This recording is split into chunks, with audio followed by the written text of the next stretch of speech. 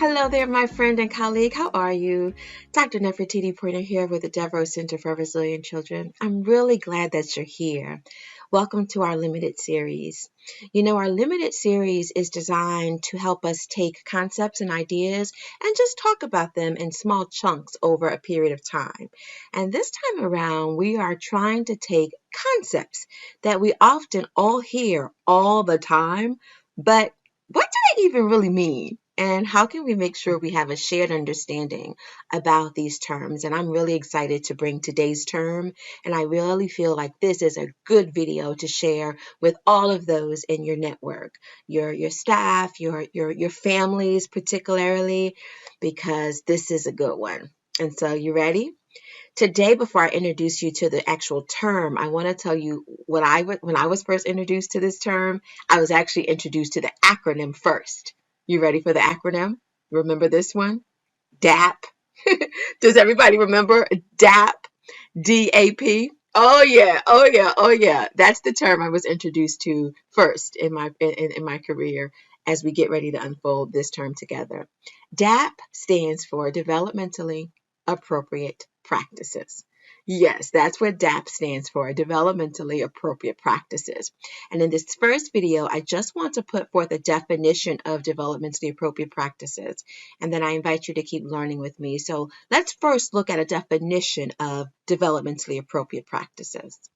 According to the National Association for the Education of Young Children, developmentally appropriate practices are methods that promote each child's optimal development and learning through a strengths-based approach, play-based approach, and joyful, engaged learning. Oh, I love that. Did you take all of that in? I love what they said. I got my notes down here on my phone because I was just thinking with you, wow.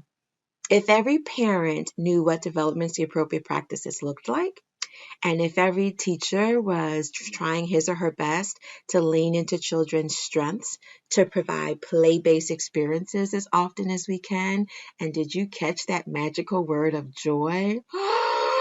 Oh, that would be amazing, right? And so today, I just want you to hold on to the definition of developmentally appropriate practices. Here's one more look at the full definition of developmentally appropriate practices.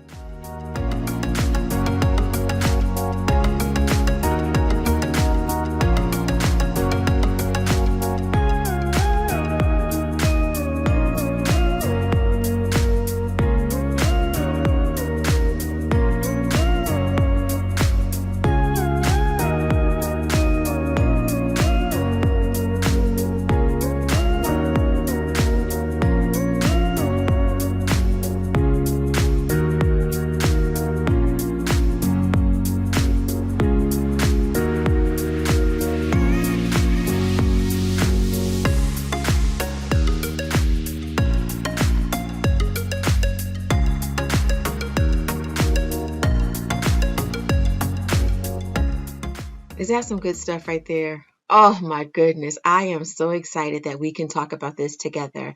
And again, I invite you to share this with others that you work with, that you share space with, anybody that's raising a young child. They need to understand this, so please share the video with someone else. Now, we're going to have a few more things to talk about. In our next video, we're going to talk about the areas of development for children, and then stick around, because I want to tell you how I have messed up developmentally appropriate practices as a parent.